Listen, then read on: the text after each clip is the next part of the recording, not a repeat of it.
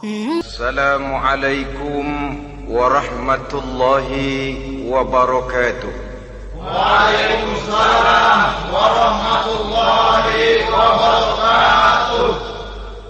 Bismillahirrahmanirrahim. Alhamdulillahi rabbil alamin. Wassalatu wassalamu ala ashrafil anbiya'i wal mursalin, imamil muttaqin, sayyidil ghurril muhajjalin, wa ala alihi wa ashabihil mujahidin at-tahirin. Amma ba'du. Saudara-saudara kaum muslimin rahimakumullah, sesungguhnya gaya hidup seseorang sangat ditentukan oleh cara bagaimana dia memandang hidup ini. Dengan kata lain, bagaimana seseorang memandang hidup, begitulah dia akan hidup. Oleh sebab itu, untuk mengubah keadaan seseorang harus diawali lebih dahulu dengan mengubah caranya memandang kehidupan ini. Itulah sebabnya dalam surah Ar-Ra'd ayat 11 Allah Subhanahu wa ta'ala menjelaskan, Innallaha la yughayyiru ma biqaumin hatta yughayyiru ma bi anfusihim. Allah Subhanahu wa ta'ala tidak akan mengubah nasib dan keadaan satu kaum sampai kaum itu berusaha mengubah apa yang ada di dalam diri mereka sendiri. Yang ada di dalam diri itu tentu tidak lain adalah rule of thinking, bahasa kerennya state of mind, kata orang Kulon, cara berpikir, cara memandang kehidupan yang akan sangat mewarnai cara orang menjalani kehidupan itu sendiri. Oleh karena itu, pada pertemuan kali ini kita akan membicarakan tentang dasar dan tujuan hidup dari seorang muslim di dalam kehidupan ini. Yang pertama, tentang dasar dan landasan hidup. Seorang muslim tak dapat lain mendasarkan kehidupannya dengan Islam. Di dalam mendasari kehidupan dengan Islam ini, Allah Subhanahu wa ta'ala menuntut, Ya ayyuhalladzina amanu dkhulu fis silmi kafah. Hai orang-orang yang beriman, masuklah kamu ke dalam Islam itu secara total, secara utuh, secara seluruhnya. Jangan separuh-separuh, jangan sepotong-sepotong. Mendasari hidup dengan Islam artinya menjadikan Islam sebagai way of life, sebagai rule of thinking, sebagai state of mind di dalam kita memecahkan problema-problema kehidupan, sehingga tidak satu persoalan hidup yang bagaimanapun kecilnya sekalipun yang tidak tersentuh oleh nilai-nilai ajaran agama Islam ini. Kemudian di dalam mendasarkan hidupnya dengan Islam, ia mempunyai satu keyakinan. Pertama, Islam sebagai dasar hidupnya adalah agama yang sesuai dengan fitrah daripada manusia. Allah Subhanahu wa ta'ala pencipta manusia. Allah Subhanahu wa ta'ala yang menurunkan agama Islam. Oleh sebab itu, tentu saja seluruh konsepsi Islam ini sudah diukur sedemikian rupa sesuai dengan kemampuan yang dimiliki oleh manusia. Secara logika bisa kita katakan, pabrik mobil di Jerman misalnya bikin mobil namanya Mercy. Seiring dengan itu dikeluarkannya buku petunjuk. Mobil ini bernama Mercy, kecepatan maksimal sekian ratus kilometer per jam, daya angkutnya sekian ratus kilogram, kalau rusak memperbaikinya ini onderdilnya itu umpamanya. Karena pabriknya yang bikin mobil, lalu pabriknya juga yang mengeluarkan buku petunjuk, tentu buku itu sesuai benar untuk mobilnya. Dan logika mengatakan tidak bisa kita punya mobil Mercy rusak, kita perbaiki dengan menggunakan buku petunjuk yang dikeluarkan oleh pabrik mobil Fiat. Tentu saja mobil makin rusak, acak-acakan dan tidak karu-karuan. Ini artinya, jikalau manusia ingin baik, jikalau manusia ingin mencapai sesuatu yang bernama bahagia, dia harus mengikuti petunjuk yang dikeluarkan oleh yang menciptakan manusia. Dan petunjuk-petunjuk itu telah turun dalam satu konsepsi yang bernama Islam yang sesuai dengan fitrah manusia. Yang kedua, oleh karena keyakinannya bahwa Islam sesuai dengan fitrah manusia, ia pun berkeyakinan bahwa Islam adalah agama untuk seluruh manusia, universal. Walaupun ia diturunkan di tanah Arab, tetapi ia bukanlah agama hanya untuk orang Arab semata-mata. Keyakinan ini perlu ditegakkan kembali, oleh karena akhir-akhir ini muncul pendapat-pendapat yang menganggap seolah-olah agama itu barang impor. Persilahkan saja kalau memang itu merupakan keyakinannya, tetapi menganggap agama sebagai barang impor sungguh merupakan satu kekeliruan yang sangat besar. Bahwa Arab sebagian besar memang Islam, jelas. Tetapi Islam bukannya Arab, itu pun harus kita akui. Kita bisa menjadi Muslim yang baik tanpa perlu menjadi orang Arab. Dengan kata lain, kita bisa menjadi Muslim yang baik dengan tetap menjadi warga negara Indonesia yang baik. Bahwa Al-Quran diturunkan dalam bahasa Arab oleh karena memang ia turun di tanah Arab. Buktinya apa? Walaupun Quran dalam bahasa Arab, tidak satu pun ayat Quran yang ditujukan kepada orang Arab semata-mata. Tidak ada ayat ya ayyuhal arabiyun, hai orang-orang Arab. Tidak ada. Yang ada malah ya ayyuhan nas, wahai manusia. Manusia yang mana? Yang mana saja asal merasa manusia. Kalau tidak merasa manusia, tidak usah terpanggil dengan ayat tadi. Maka dalam mendasari hidup dengan Islam, kita berkeyakinan Islam adalah agama untuk seluruh manusia. Yang ketiga, di dalam mendasari hidup dengan Islam, kita berkeyakinan Islam adalah agama terakhir yang diturunkan kepada Rasul terakhir.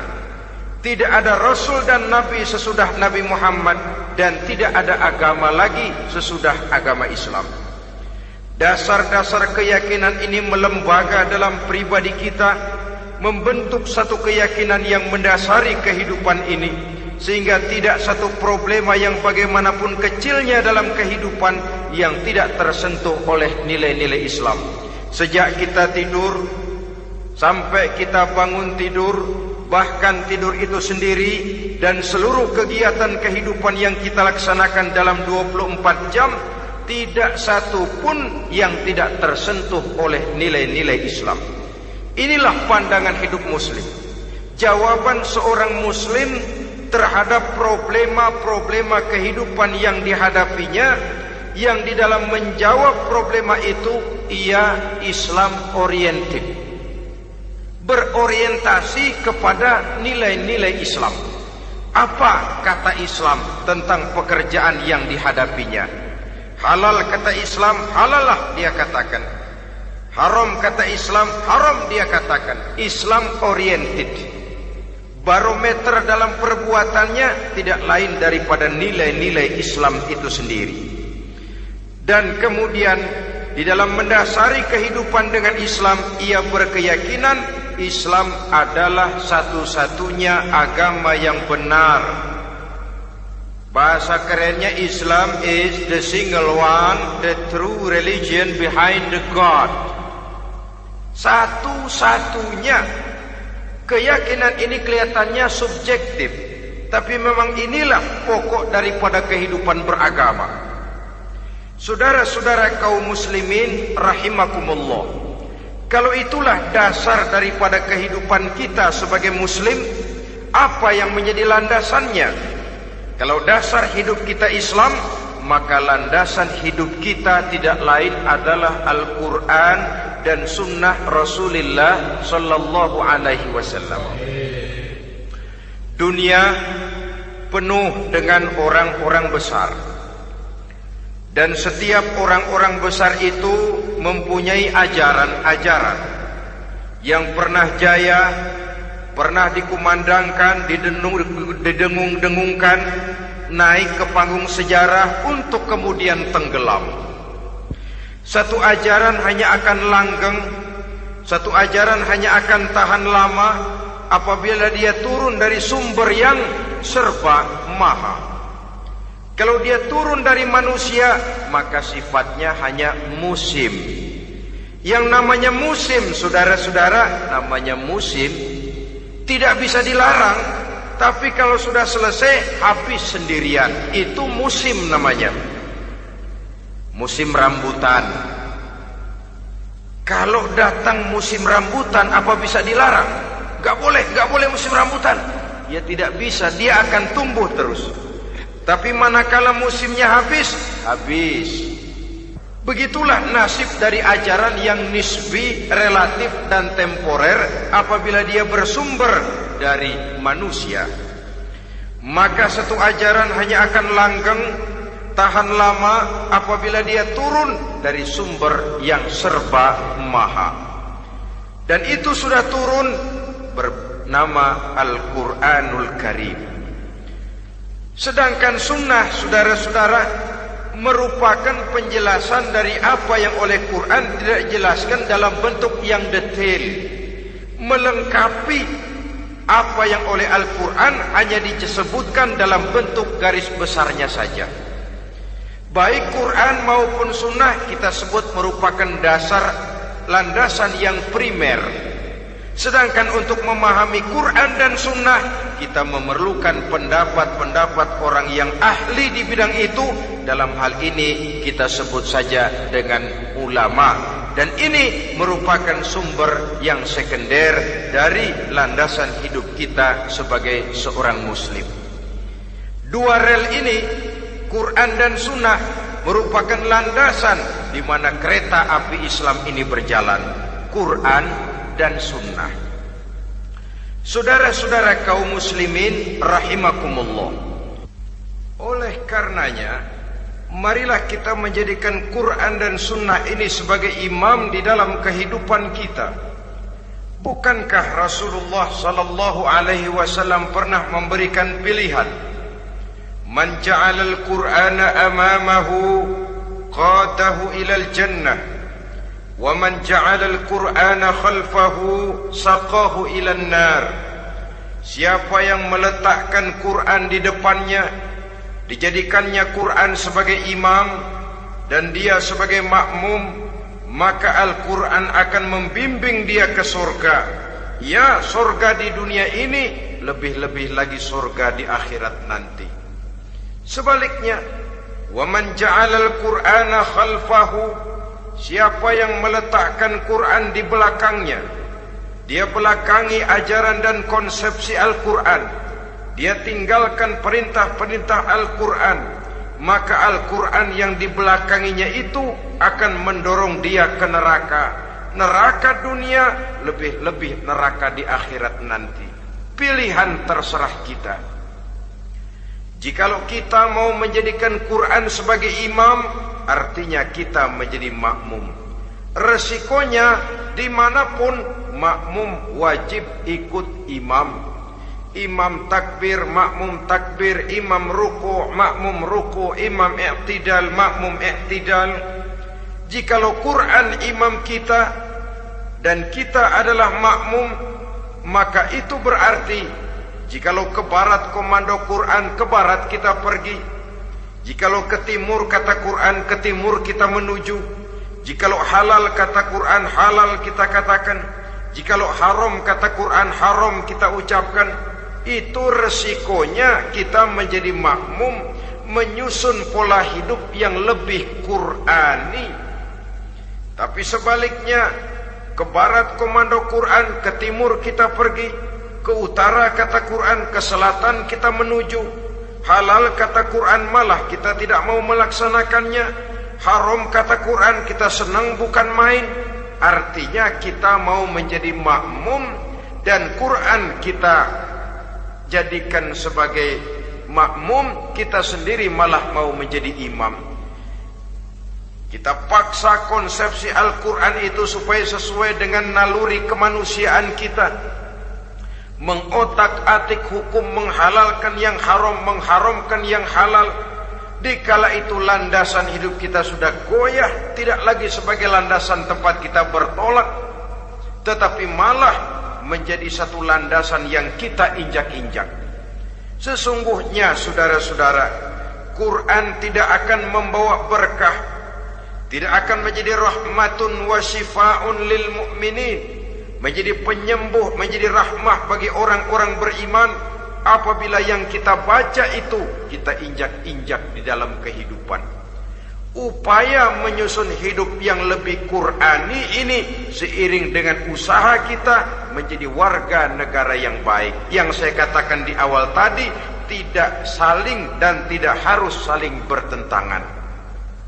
Jadi dengan demikian, dasar hidup kita sebagai muslim adalah Islam, dan landasan hidup kita tidak lain adalah Al-Quran dan sunnah Rasulullah sallallahu alaihi wasallam. Ini landasan tempat kita bertolak. Ini yang mewarnai gaya kehidupan kita. Apapun yang mau kita lakukan, tempat kita bertanya lebih dahulu Quran dan sunnah. Saya mau melakukan pekerjaan ini, apa kata Quran? Saya mau pergi ke tempat ini, apa kata Quran? Saya mau berusaha dengan mengerjakan perusahaan ini, apa kata Quran? Merupakan landasan daripada kehidupan kita. Ini yang saya katakan tadi, membentuk rule of thinking, state of mind, bahwa gaya kehidupan kita diwarnai oleh landasan hidup yang bertumpu pada ajaran Al-Quranul Karim dan sunnah Rasulullah sallallahu alaihi wasallam. Baiklah ya, ini yang pertama tentang dasar dan landasan hidup. Yang kedua tentang tujuan hidup. Kalau sudah ada landasan tempat kita bertolak, lalu kemana pantai yang akan kita tuju? Mau apa sih kita hidup ini? Berleha-leha, menjalani acara rutin, bangun tidur sampai tidur lagi, kemudian besok begitu lagi, sampai menunggu datangnya sang ajal? Atau ada satu tujuan yang akan kita capai di dalam kehidupan ini? Apabila kita teliti, maka Al-Quran mengajarkan tujuan hidup setiap muslim pada dasarnya ada dua. Pertama, kita sebut saja tujuan jangka pendek. Tujuan jangka pendek itu sasarannya dunia sekarang ini. Bentuknya horizontal.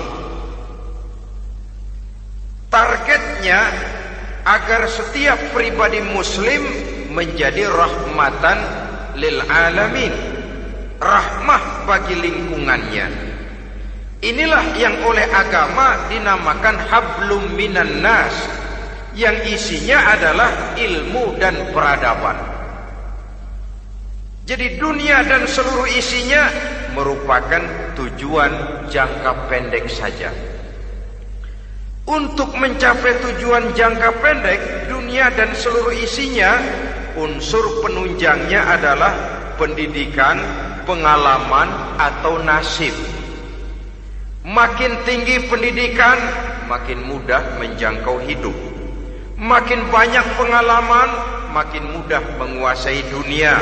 Atau karena faktor nasib, pendidikannya tidak seberapa, Pengalaman pun kadang-kadang dangkal, tapi karena nasibnya lagi hoki, kata orang sekarang, nasibnya lagi bagus, dia naik ke panggung memegang peranan. Faktor yang namanya nasib ini ada, tapi tidak bisa dijadikan sandaran.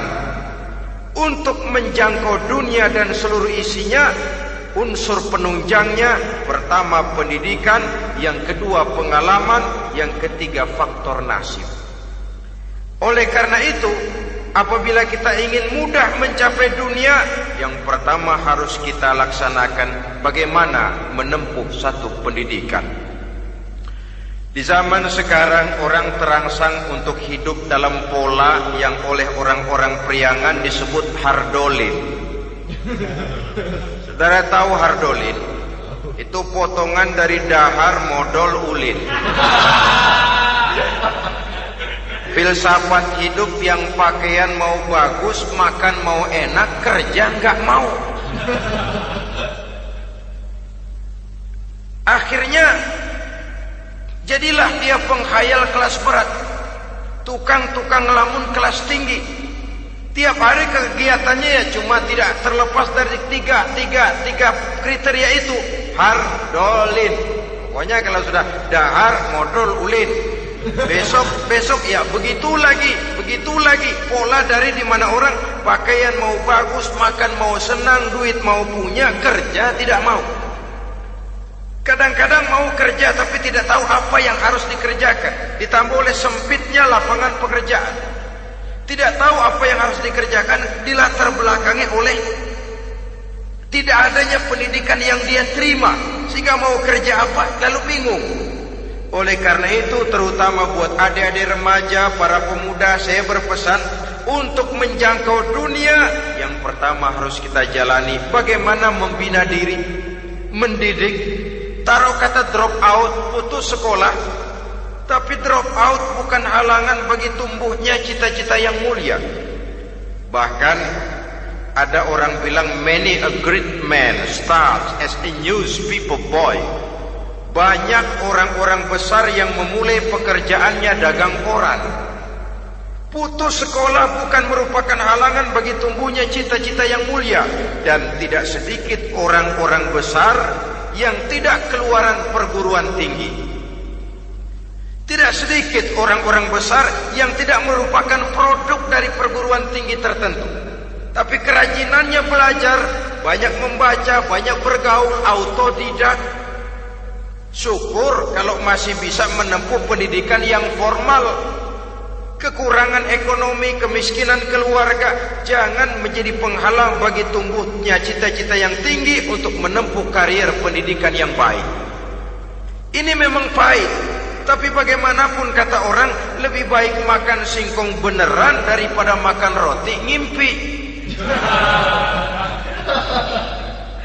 Artinya jikalau memang perlu, lebih baik sekolah sambil dagang koran, nyemir sepatu, parkir mobil, daripada hardolin itu tadi. Tanpa prospek hari depan yang ada artinya. Dan pendidikan memang merupakan sesuatu yang pahit, tapi tanpa ini rasanya kita akan sulit untuk menjangkau dunia, tersisih di pojok-pojok kehidupan.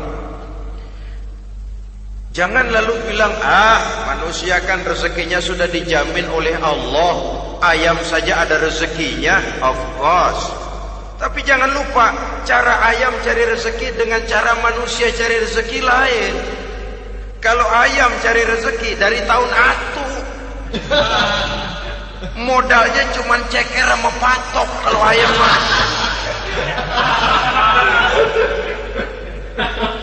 asal bisa nyeker, bisa matok, ayam dapat rezeki. Pokoknya kertok dah. Tapi manusia cari rezeki, dia harus cari lapangan kerja. Lapangan kerja sulit. Sudah dapat lapangan kerja, harus punya keahlian. Untuk memperoleh keahlian harus dengan pendidikan. Berhadapan lagi dengan saingan-saingan karena pasaran tenaga kerja tiap tahun puluhan kalau tidak ratusan ribu pasaran tenaga kerja yang masuk lapangan kerja. Ini kenyataan. Semakin ke depan oleh tingginya tensi ekonomi, oleh persaingan hidup yang makin tajam, oleh makin menggejalanya pola pikir industrialis yang membuat manusia individu, nilai-nilai semacam ini akan terasa makin berat. Oleh karenanya tanpa pendidikan sulit untuk menjangkau dunia. Yang kedua, pengalaman, tenaga expert. Sehingga orang mengatakan experience is the best teacher. Pengalaman adalah guru yang paling bijaksana. Dengan pengalaman kita makin dewasa. Dan orang sering mengatakan kegagalan hakikatnya adalah keberhasilan yang tertunda. Jangan takut gagal, kalau itu akan mengantarkan kita kepada pola hidup yang lebih dewasa, lebih tegar, lebih sanggup menghadapi kesulitan-kesulitan. Dan faktor yang ketiga, nasib. Kadang-kadang orang pendidikannya tidak ada, kadang-kadang pengalamannya tidak seberapa, tapi karena nasib, engkongnya misalnya jadi komandan Hansip, dia naik jadi anggota Hansip. Itu karena faktor nasib saja. Yang ketiga ini ada, tapi tidak bisa dijadikan sandaran dalam arti bahwa kita lalu mengandalkan nasib.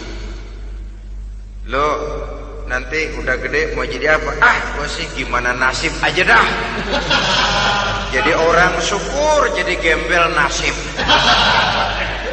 Tidak bisa kita menghadapi hidup dalam satu alur spekulasi. Tidak bisa kita menjalani skenario kehidupan ini dengan bersikap untung-untungan. Karena kehidupan walaupun tidak bisa dipastikan, paling kurang bisa dirancang, bisa direncanakan, bisa ditargetkan, bisa dianalisa kemungkinan-kemungkinannya. Walaupun tidak bisa dipastikan, tapi bisa diperhitungkan. Sebagai manusia yang terikat oleh causality, oleh hukum sebab akibat, sewajarnya kita memperhitungkan kemungkinan-kemungkinan itu. Kira-kira 5, 10, 15 tahun yang akan datang, sejauh mana kesulitan-kesulitan dalam kehidupan ini, sejauh mana persaingan dalam hidup, sejauh mana tenaga kerja dibutuhkan, sejauh mana keahlian dan skill menunjang ke arah itu. Kalau tidak, kita akan tersisih di sudut-sudut kehidupan untuk lebih banyak jadi penonton daripada menjadi pemain. Padahal kita ingin jadi pemain, kita ingin aktif, kita ingin punya peranan karena kita oleh agama dituntut menjadi rahmatan lil alamin, menjadi rahmah bagi lingkungan di mana kita tinggal, mewarnai lingkungan, bukan cuma diwarnai oleh lingkungan itu sendiri. Itu tadi tujuan jangka pendek sebagai tujuan yang pertama. Yang kedua, tujuan jangka panjang. Tujuan jangka panjang ini sasarannya adalah akhirat. Bentuknya vertikal, targetnya adalah mardotillah atau ridho daripada Allah.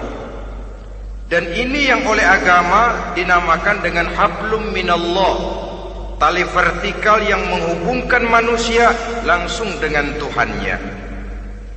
Untuk mencapai tujuan jangka panjang akhirat ini, unsur penunjangnya adalah prestasi ibadah. Kalau untuk tujuan jangka pendek, dunia dan seluruh isinya, pendidikan, pengalaman dan nasib memegang peranan yang sangat penting, maka untuk akhirat, pendidikan, pengalaman, nasib tidak punya pengaruh banyak.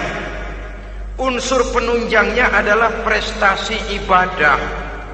Bagaimanapun tinggi pendidikan, bagaimanapun banyak pengalaman, tanpa prestasi ibadah, nol besar kita dalam pandangan Allah Subhanahu wa ta'ala. Saudara-saudara kaum muslimin rahimakumullah, itu sebabnya seorang muslim sholat, puasa, haji, zakat, yang kalaupun ada target dunia itu cuma side effect saja, sekedar satu efek sampingan. Target utamanya tetap tujuan jangka panjang, akhirat dan ridho Allah. Kenapa kita sholat? Untuk mencari ridho Allah. Kenapa kita laksanakan ibadah haji? Untuk mencari ridho Allah. Kita bangun di keheningan malam untuk mencari ridho Allah. Kalau ada akibat dunia, itu cuma akibat sekunder saja.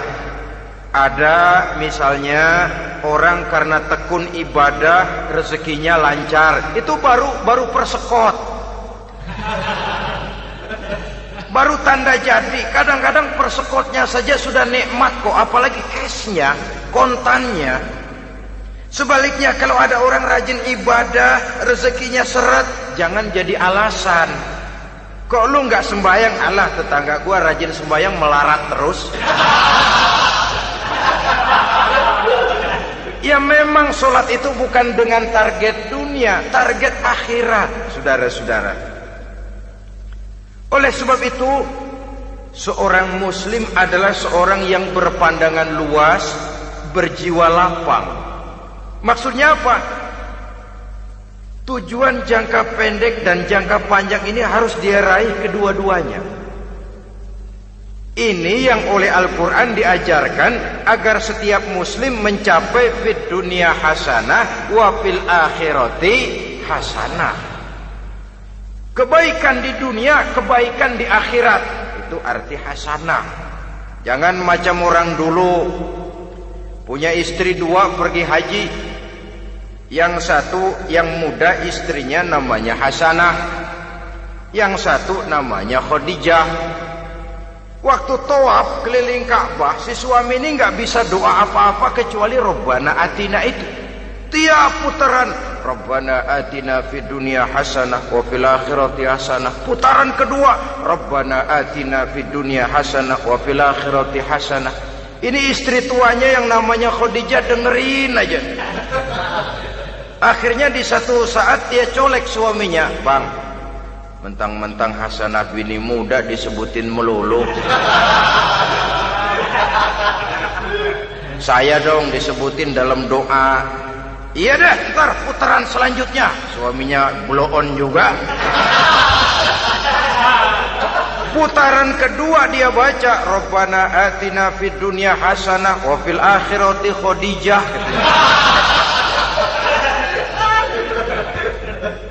Saudara-saudara, itu makna refleksi daripada doa tadi itu, doa sapu jagat. Kita ingin fid dunya hasanah wa fil akhirati hasanah. Tujuan jangka pendek dunia tercapai, tujuan jangka panjang akhirat dan ridho Allah juga tergapai. Oleh sebab itu Al-Quran menjelaskan, wabtaghi fima atakallahu ad-daral akhirah wala tansa nasibaka minad dunya. Dengan karunia yang diberikan Allah kepadamu, carilah bahagia akhirat. Wala tansa nasibaka minad dunya, tetapi jangan lupakan bagianmu dalam kehidupan di dunia ini. Cari akhirat, utamakan akhirat dengan tidak usah melupakan jatahmu di dunia. Kenapa saya katakan seorang muslim berjiwa besar? Sebab andai kata dia gagal mencapai tujuan jangka pendek, andai kata dia gagal di dunia, dan dia oleh Islam diajarkan jangan sampai gagal, tapi andai kata dia gagal, dia masih punya tujuan jangka panjang, akhirat dan ridho Allah. Dia masih bisa menghibur diri, biarlah di dunia kita sederhana, bahkan biarlah susah di dunia, asal di akhirat kita bahagia. Orang yang tidak punya pandangan hidup semacam ini, surgalah dunia ini, segalanya telah tertumpu di sini. Bila umurnya selesai, ajalnya datang, selesai sudah, surganya sampai di situ, dan dia tidak punya pengharapan lain di belakang itu. Maka seluruhnya bertumpu pada kehidupan di dunia. Padahal dunia seperti air laut, makin diminum makin haus, makin kering tenggorokan. Dunia yang diperturutkan menyeret manusia ke dalam lingkaran setan, terjebak dalam sifat yang namanya tamak bin rakus alias serakah.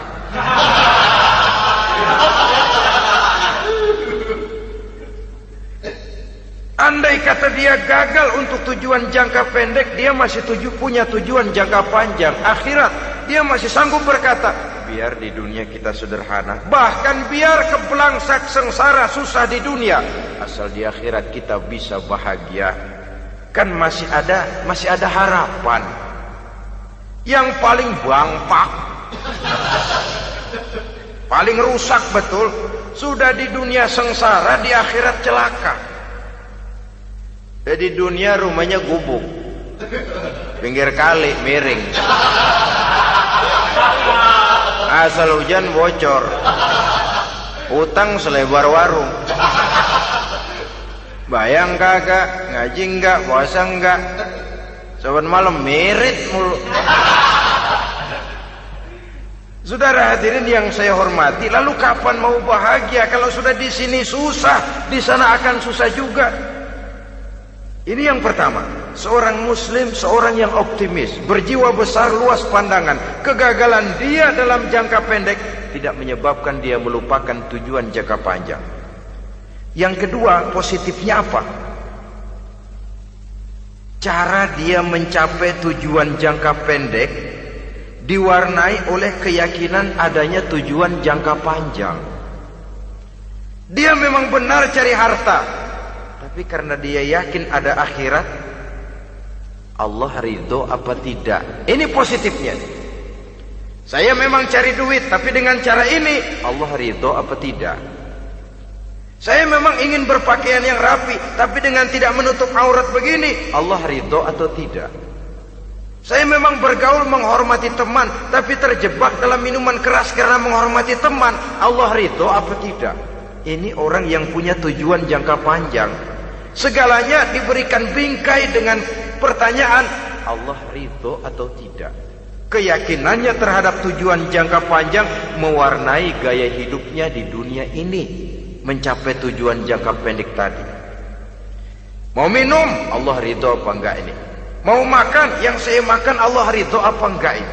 Pendeknya apapun yang mau dia kerjakan, karena dia punya keyakinan tujuan jangka panjang, dia selalu menimbang terhadap ridho Allah tadi. Jadi tanpa prestasi ibadah, kita nol besar dalam pandangan Allah. Ini nilai manusia yang hakiki di sini. Ini makna inna akramakum indallahi atqakum. Di akhirat nanti kan tidak pernah akan disidang, kamu pendidikan setinggi apa? Tidak. Gelarmu berapa renteng? Profesor, doktor? Tidak. Akhirat hanya menyidang kau sholat atau tidak, kau puasa atau tidak, kau zakat atau tidak. Diberikan kamu harta yang banyak, dari mana kau dapat, kemana kau belanjakan. Prestasi ibadah itu yang ditanya. Setinggi apa pendidikan, sebanyak apa pengalaman, no problem, tidak jadi masalah di akhirat itu. Prestasi ibadah itu yang akan kita persembahkan di hadapan Allah. Itu makna inna akramakum indallahi atqakum. Kerbau dinilai dari dagingnya, makin gemuk makin mahal harganya. Tapi ada perkutut lebih mahal dari kerbau. Perkutut itu mahalan mentahnya loh daripada matangnya. Karena harga perkutut pada suaranya. Lalu di mana harga manusia yang paling gemuk? Tidak. Suaranya, oh kalau manusia dinilai dari suaranya, barangkali Madonna nomor awal masuk surga. Hanyalah dengan prestasi ibadah kita bisa mencapai tujuan jangka panjang, akhirat dan ridho Allah. Nah baiklah ya, kalau sudah jelas bahwa kita punya dua tujuan jangka hidup, jangka pendek dan jangka panjang, bagaimana Islam mengajarkan kita meraih dua ini? Pada prinsipnya Islam mengajarkan sistem keseimbangan. Dalam berbagai aspek kehidupan, keseimbangan ini nampak dengan nyata diajarkan oleh agama kita. Seperti ayat yang saya bacakan tadi. Dengan karunia yang diberikan Allah kepadamu, cari negeri akhirat, tapi jangan lupakan bagianmu di dunia ini. Dalam bentuk yang lebih nyata, bekerjalah untuk duniamu seolah kau akan hidup buat selamanya, tapi bekerjalah buat akhiratmu seolah kau akan mati besok. Manifestasinya dalam kehidupan, misalnya orang kaya diperintah membantu yang miskin, tapi orang miskin dianjurkan berusaha. Jangan mengandalkan hidup kepada yang kaya, seimbang. Kamu kaya, betul Pak, bantu yang miskin. Kamu miskin, iya Pak, berusaha, seimbang. Tuan rumah diwajibkan menghormati tamu, tamu diwajibkan tahu diri, seimbang. Jadi bagaimana kalau sudah kita bekerja di sawah, di ladang, di pasar, di kantor, anggap kita akan hidup selamanya agar timbul gairah kerja. Tapi kalau sudah sholat, anggap kita akan mati besok supaya timbul khusyuknya. Nah, titik tekannya di mana? Stresnya itu. Walaupun Islam mengajarkan sistem keseimbangan, tapi Al-Quran tetap menggarisbawahi walal akhiratu khairul laka minal, bahwa bagaimanapun seimbangnya, akhirat itu lebih utama daripada dunia. Bagaimana implementasinya? Kata orang-orang tua, kalau kita menanam padi, rumput pasti tumbuh, tapi nanam rumput jangan mimpi tumbuh padi. Maksudnya apa? Kalau satu perbuatan kita niatkan karena Allah, dunianya pasti ikut. Tapi kalau satu perbuatan diniatkan karena dunia semata-mata, akhirat akan hilang. Sebab itu, biasakanlah berbuat sesuatu baik untuk tujuan jangka pendek, lebih-lebih untuk tujuan jangka panjang, dengan motif lillahi ta'ala. Jadi saya ulangi, satu perbuatan kalau sudah diniatkan karena Allah, dunia biasanya ikut.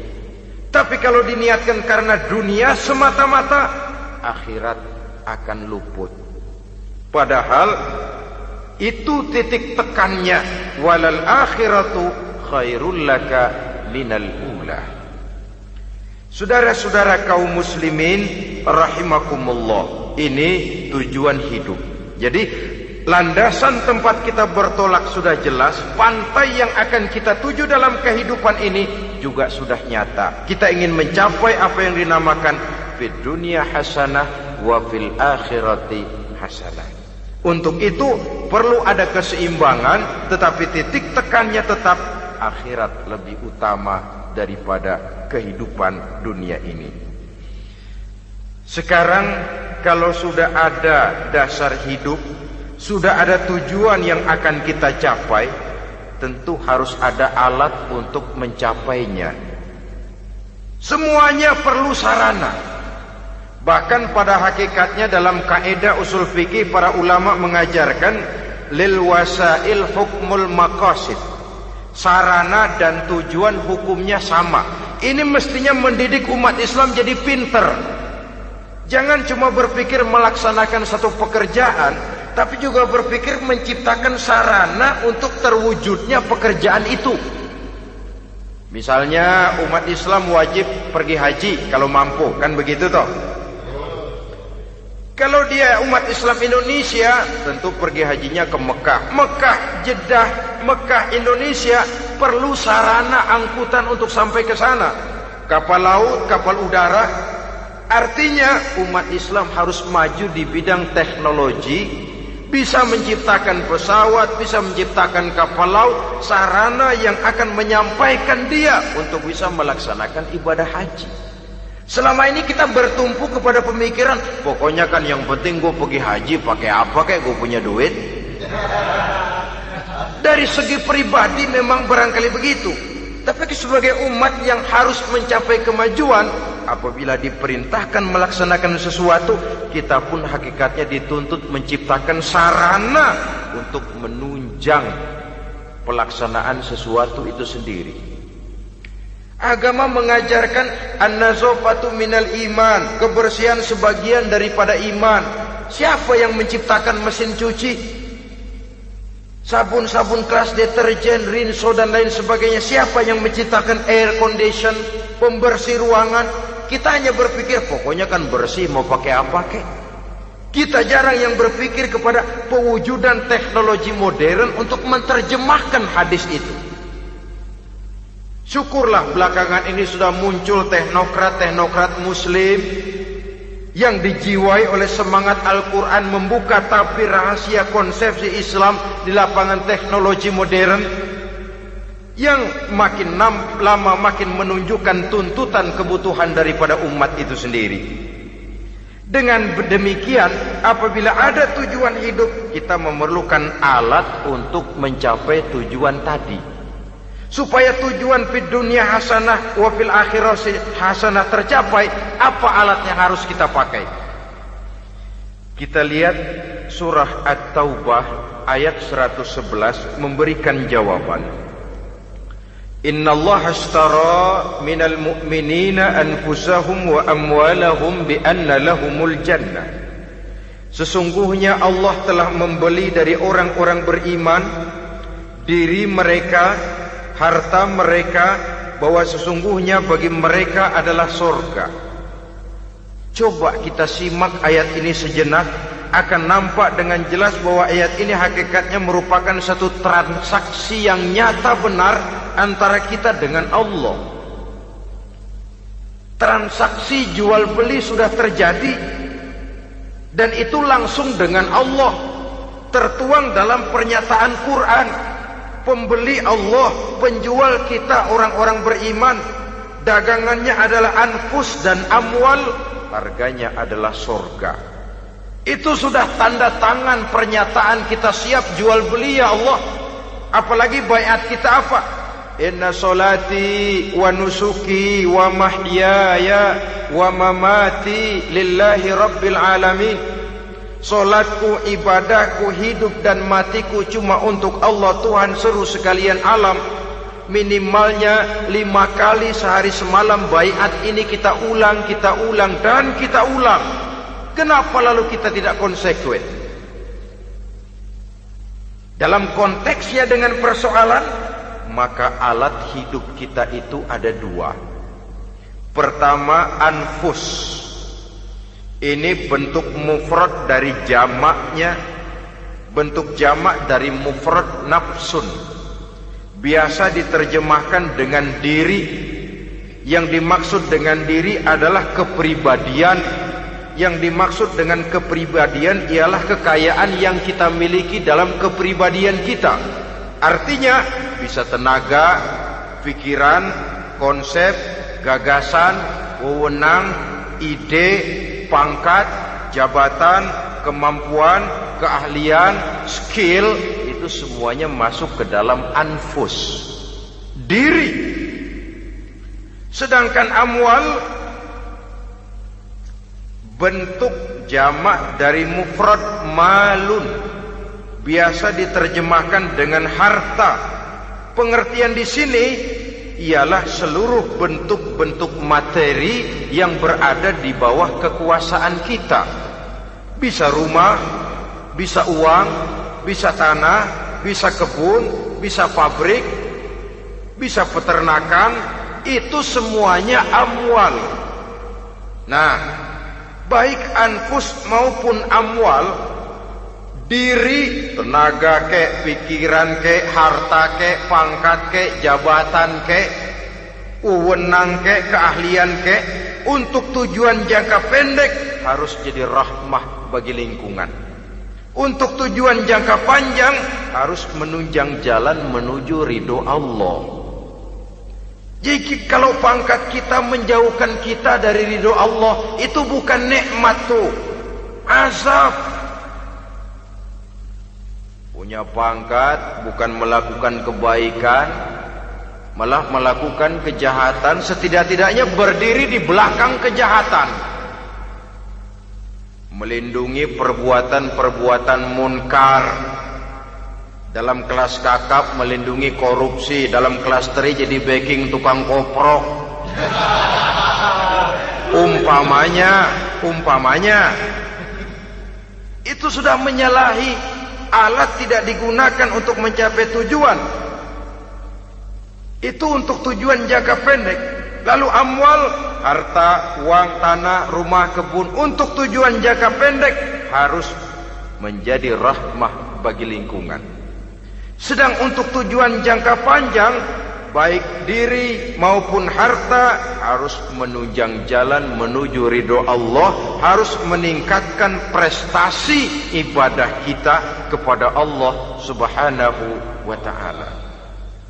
Malah yang namanya amwal ini tanggung jawabnya lebih berat loh saudara.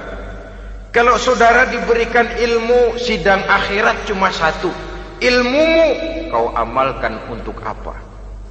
Saudara diberikan umur panjang, pengadilan akhirat cuma bertanya satu. Umurmu kau habiskan di mana? Tapi saudara diberikan harta, pertanyaan akhirat dua. Hartamu kau dapat dari mana? Kau belanjakan kemana? Dari mananya dan kemananya ditanya, depan belakang. Kadang-kadang kan ada orang hartanya didapat dari jalan yang halal, dibelanjakan di jalan haram. Kerja peras keringat banting tulang setengah mati, begitu dapat duit beli buntutan, muter-muter kertas cari kode. Didapat dari jalan halal, dibelanjakan di jalan haram. Atau didapat dari cara yang haram, dibelanjakan di jalan yang baik. Menang judi, nyumbang pesantren. Nabi mengajarkan innallaha thayyibun la yaqbalu illa thayyib. Allah itu baik dan hanya menerima yang baik-baik saja. Tidak bisa mencuci kain dengan air najis. Kain akan tetap kotor. Saudara-saudara kaum muslimin rahimakumullah. Oleh karenanya masalahnya terpulang kepada kita, pandai-pandailah membagi orientasi. Suatu saat tenggelam kita dalam kesibukan dunia dan seluruh isinya untuk mencapai tujuan jangka pendek. Lain saat tenggelam kita memfanakan diri untuk mencapai tujuan jangka panjang, akhirat dan ridho Allah. Karena kehidupan ini bukan berjalan tanpa batas. Umur ini bukan satu karunia tanpa pertanggungan jawab. Satu saat setuju atau tidak, rela atau terpaksa, kita akan sampai kepada garis finish daripada perjalanan kehidupan dunia ini. Yang memang merupakan satu perjalanan panjang, a walking tall. Kata orang Kulon, a walking tall, satu jalan yang demikian jauhnya. Entoh kita akan sampai ke garis finish. Bila datang ajal, senja kehidupan datang, malam menyelimuti. Datangnya tidak pernah kita sangka, tapi sekali dia datang, tidak satu kekuatan yang bisa menolak. Kehadirannya tidak pernah kita harapkan, tapi satu kali dia datang bertamu, pasti terjadi. Dan itu pasti akan kita temui. Alangkah malangnya pada saat kembali itu datang, kita tidak punya prestasi ibadah. Lalu apa artinya prestasi dunia? Apa artinya tujuan jangka pendek kalau kita harus kehilangan tujuan jangka panjang? Rumah kita yang besar, pangkat kita yang tinggi, harta kita yang banyak, bisakah menolong kita untuk kalau sudah kumpul di padang mahsyar nanti? Malaikat, jangan gebugin saya, rumah saya harga 2 miliar.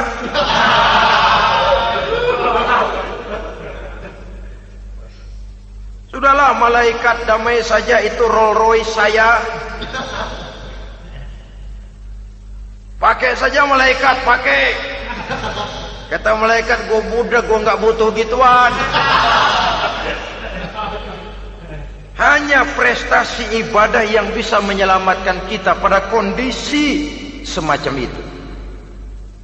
Jadi oleh karena itu saudara-saudara, biar di dunia ini rumah kita besar, mobil bagus, uang banyak, pabrik ada, usaha lancar, asal di akhirat masuk surga aja. Gak apa-apa. Daripada di dunia sengsara, di akhirat neraka, senangnya kapan? Sudah di sini sengsara, di sana kebelangsak. Itu yang orang-orang tua bilang lacur kuda namanya. pelan dipecut, kenceng digentak, setengah mati, serba salah. Kuda kalau bisa ngomong, gue setengah mati, serba salah. Pelan dipecut, kekencengan ditarik, itu yang namanya lacur kuda begitu. Serba salah posisinya. Untuk itu pandai-pandailah membagi orientasi supaya tercapai tujuan ideal ini, fid dunya hasanah wa fil akhirati hasanah. Ini tentang tujuan hidup. Nah, untuk mencapai tujuan ini kita tidak berjalan sendiri. Kita perlu teman hidup.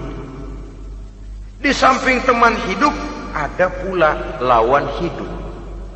Siapa teman hidup kita untuk mencapai tujuan hidup ini? Dalam arti sempit, teman hidup kita suami istri yang taat kepada Allah. Suami istri lebih dari sekedar satu pasangan, juga saling melengkapi, merupakan bagian daripada kehidupan. Suami adalah teman istri, istri adalah teman suami untuk mencapai tujuan hidup tadi. Mencapai fid dunya hasanah wa fil akhirati hasanah. Seiring, seirama, selaras, serasi, seimbang, kata orang sekarang. Teman dalam arti sempit. Adapun teman dalam arti luas, setiap orang yang pandangan hidupnya sama dengan kita. Setiap orang yang akidahnya sama dengan kita. Terlepas dari suku bangsa apapun, warna kulit apapun, bahasa apapun, jikalau keyakinannya sama, pandangan hidupnya sama, dia adalah saudara kita dalam artian yang luas. Islam tidak kenal teritorial, maka tidak ada itu Islam Jepang. Ya walaupun secara formalnya ada, tapi informal Muslim adalah Muslim, diikat dengan akidah. Itu teman hidup. Lalu lawan hidup siapa? Pertama iblis, dalam segala bentuk dan implementasinya. Yang kedua, setiap orang yang pandangan hidupnya tidak sama dengan kita secara ideologis, itulah lawan hidup kita. Maka yang teman jadikan teman, yang lawan jadikan lawan. Jangan teman dijadikan lawan, lawan dijadikan teman. Itu namanya kopiah dipasang di kaki, pak bakyak naik ke jidat. Wajar kalau kepala lalu jadi benjol. Salah milih teman, salah cari lawan. Salah milih teman, salah cari lawan. Akibatnya kita yang akan susah di kemudian hari nanti. Saudara-saudara kaum muslimin rahimakumullah, oleh karenanya pandai-pandailah dalam hidup ini. Yang teman jadikan teman, yang lawan jadikan lawan. Kalau lawan kita jadikan teman, sementara teman kita jadikan lawan, dan itu apa yang banyak terjadi dalam praktek kehidupan, kita tidak akan bisa mencapai tujuan. Karena akan tertarung di kaki sendiri. Nah, ini sajalah yang kita bicarakan pada pertemuan kali ini. Mudah-mudahan ada manfaatnya. Terima kasih atas segala perhatian. Mohon maaf atas segala kekurangan. Usikum wa nafsi bitaqwallah. Wassalamualaikum warahmatullahi wabarakatuh. Waalaikumsalam warahmatullahi wabarakatuh. Assalamualaikum warahmatullahi wabarakatuh. Waalaikumsalam warahmatullahi wabarakatuh. Bismillahirrahmanirrahim. Alhamdulillahi rabbil alamin. Wassalatu wassalamu ala ashrafil anbiya'i wal mursalin, imamil muttaqin, sayyidil ghurril muhajjalin, wa ala alihi wa sahbihi ajma'in, amma ba'du. Saudara-saudara kaum muslimin rahimakumullah, pada pertemuan terdahulu sudah kita bicarakan tentang memperbaiki akhlak, baik akhlak kepada Allah Subhanahu wa ta'ala, akhlak kepada sesama manusia, maupun akhlak kepada makhluk Allah lainnya di luar manusia. Kemudian secara umum Al-Imamul Ghazali rahimahullah membagi akhlak dalam dua bagian besar. Pertama, apa yang oleh beliau dinamakan al-akhlakul mahmudah, yaitu akhlak yang terpuji. Seseorang yang kepada Allah ia bertauhid, dalam pergaulannya dengan sesama manusia ia mempunyai sifat-sifat yang terpuji, seperti rendah hati, sabar, jujur, ikhlas, dan lain sebagainya.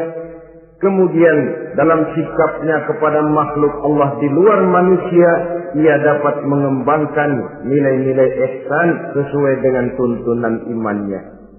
Ini seluruhnya dinamakan al-akhlakul mahmudah atau akhlak yang terpuji.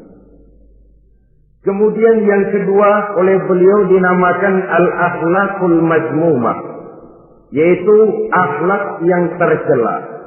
Seseorang yang di dalam sikapnya kepada Allah mempunyai sifat-sifat kufur, baik dalam bentuk kemusyrikan, kemunafikan, atau hal-hal yang bisa menyebabkan ia menjadi murtad. Lalu dalam pergaulannya dengan sesama manusia, ia mempunyai sikap yang tidak terpuji, sombong, riya, ujub, dusta, khianat, suka menggunjing dan memfitnah, dan lain sebagainya. Sedangkan sikapnya kepada makhluk Allah di luar manusia, ia senantiasa menimbulkan kerusuhan. Itu seluruhnya dinamakan dengan al-akhlakul mazmumah atau akhlak yang tercela.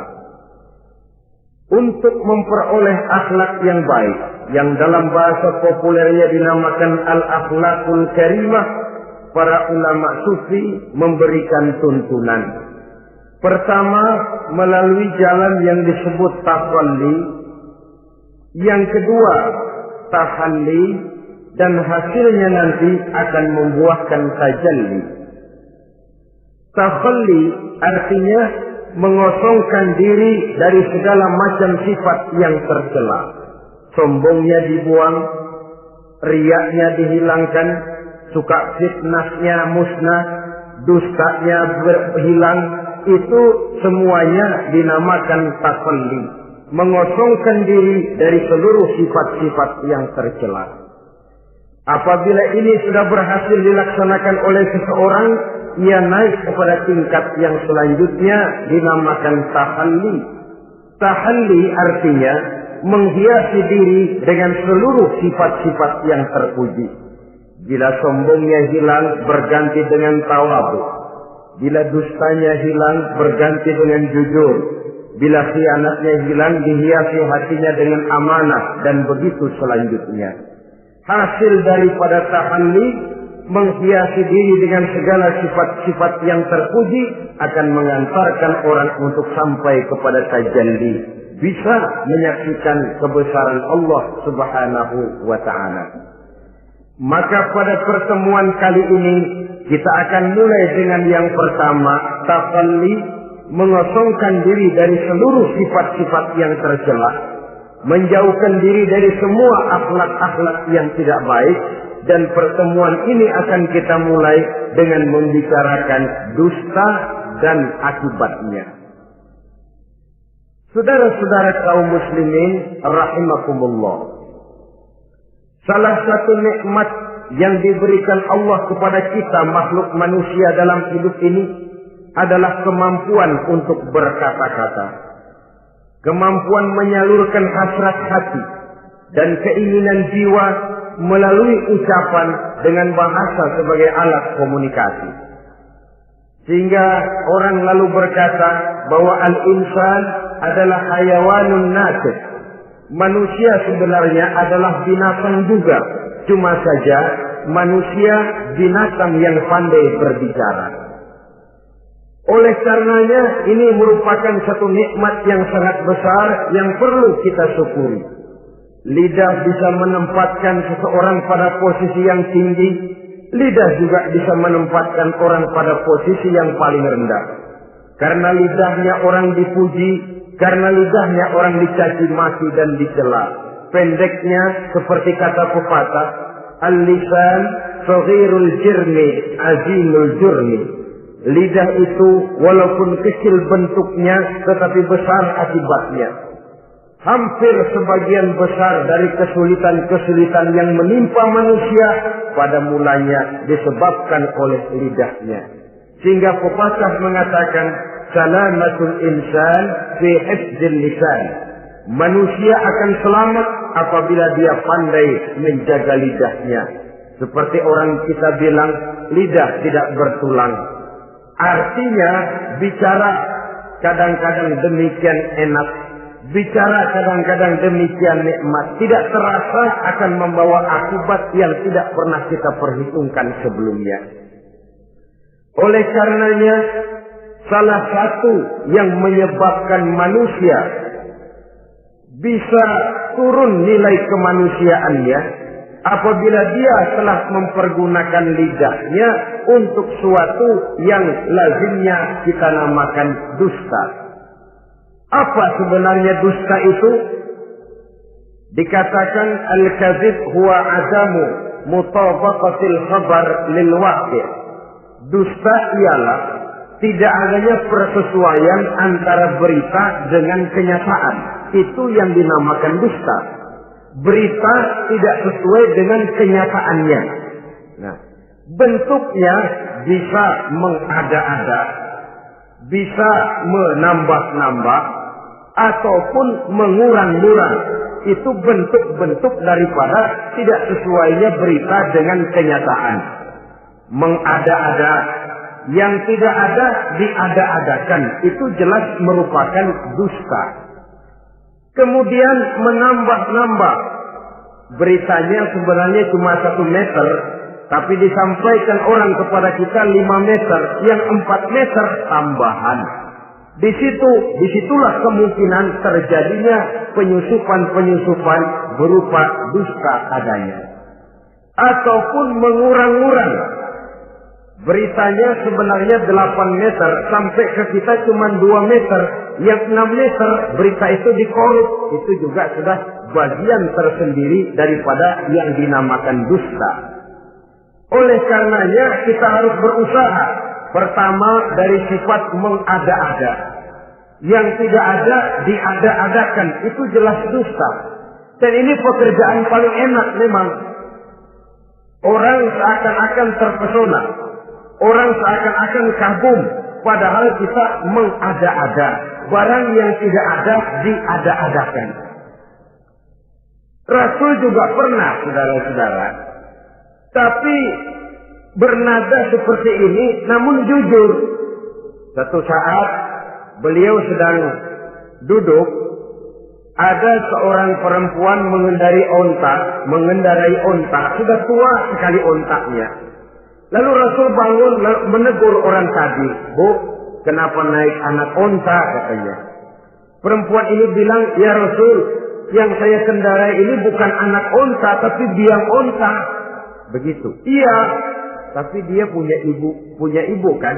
Onta ini punya. Nah, kalau dia punya ibu kan artinya dia anak juga. Ya memang. Nah, kalau begitu kan artinya ibu memang naik anak onta. Lah ya iya kalau itu sih. Kelihatannya mengada-ada, tapi memang benar begitulah adanya. Purau untuk menghidupkan suasana, tapi tidak terlalu berlebih-lebihan. Yang kedua jenis daripada dusta itu menambah-nambah. Ini juga paling enak. Orang sering bilang, kalau kita ngirim duit, jangan harap kurang, jangan harap tambah. Tapi kalau kita ngirim berita, jangan harap kurang. Duit kita kirim kepada orang, jangan harap tambah. Kurang, jangan harap kurang. Atau jangan harap tambah, kurang bisa. Tapi kalau berita kita kirim kepada seseorang, jangan harap kurang itu berita, nambah bisa. Atau kemudian mengurang-urang, ini juga termasuk jenis daripada dusta. Baik mengada-ada atau menambah-nambah, kemudian mengurang-urangi, seluruhnya merupakan pekerjaan yang paling enak. Kita anggap sesuatu yang biasa, padahal akibatnya nanti akan menjadi luar biasa. Saudara-saudara kaum muslimin rahimakumullah. Apa bahaya dusta dalam kehidupan manusia? Pertama, bagi dirinya sendiri. Orang yang berdusta sebenarnya sudah membahayakan dirinya sendiri. Apa bahayanya? Pertama, ia akan dikucilkan dari pergaulan. Sekali dia berdusta, orang mungkin masih percaya. 2 kali dia berdusta, orang mungkin masih bisa mentolerir. 3 kali dia berdusta, orang ngecap. Ini memang udah wataknya nih. Hobi dah kalau begini. Akhirnya dia dikucilkan dari pergaulan. Lain hari, walaupun dia serius bicara, orang nggak lagi nanggapin sebagaimana yang semestinya. Dikucilkan dari pergaulan. Akibat apa? Akibat dari dusta yang dilakukannya. Akan merugikan dirinya sendiri. Ada satu cerita, saudara. Seorang pengembala kambing sedang mengembalakan kambing di tanah lapang. Satu hari iseng dia sendirian. Ini orang kampung pengen tahu dibohongin. Teriak dia, tolong ada serigala, ada serigala. Mendengar teriakan ini karuan, satu kampung orang nyaris keluar semua. Yang bawa pentungan, yang bawa golok, yang bawa pisau. Mana serigalanya mana? Ini pengembala tadi nyengir. Kagak ada. Gua bohongin lo. Sudah, pulanglah orang kampung ini. Sekali, besoknya begitu lagi. Keluar lagi orang kampung, ternyata juga tidak ada serigala. Pada hari yang ketiga, serigalanya benar-benar datang. Si pengembala tadi pucat, lalu teriak-teriak, tolong ada serigala datang. Nah orang kampung udah nandain. 2 kali kita dibohongin, ini paling dia bohong lagi. Satu pun tidak ada orang kampung yang keluar untuk menolong. Akhirnya kambingnya habis dimakan oleh serigala. Yang rugi dirinya sendiri. 1 kali dia bohong, orang percaya mungkin. 2 kali dia bohong, orang masih tolerir. 3 kali dia bohong, orang nandain. Terkucil dari pergaulan akibat daripada perbuatan dusta. Oleh karenanya saya yakin tidak seorang pun di antara kita yang suka berteman dengan seorang pendusta. Karena apa? Seorang pendusta tidak akan segan-segan menjual temannya sendiri. Mengkambing hitamkan temannya sendiri. Artinya juga merusak pergaulan di dalam kehidupan ini. Penyakit yang bahaya yang kedua bagi diri orang yang berdusta itu sendiri, sifat dusta menyuburkan watak munafik. Nabi bersabda, ayatul munafiqi salatun. Tanda-tanda orang munafik itu ada 3. Tandanya, biasanya kalau tandanya ada, ya munafiknya insya Allah ada. Apa tanda orang munafik itu? Pertama, iza haddatsa kadzdzaba. Apabila berbicara selalu bohong. Belum pernah kalau bicara tidak bohong. Bohong itu sudah jadi lalapnya. Artinya enggak sumbrah ngomong kalau enggak dicampuri bohong. Seperti kurang enak makan kalau tidak pakai lalap. Ada saja bohong yang dibuat-buatnya. Ini ciri atau tanda daripada orang-orang munafik. Apabila berbicara selalu berdusta. 1. Yang kedua, wa iza wa'ada akhlafa. Apabila berjanji dia selalu ingkar. Selalu ingkar tanpa uzur yang dibenarkan oleh syar'i, itu termasuk ciri daripada orang-orang munafik. Karena itu kita oleh agama diajarkan jangan memastikan sesuatu.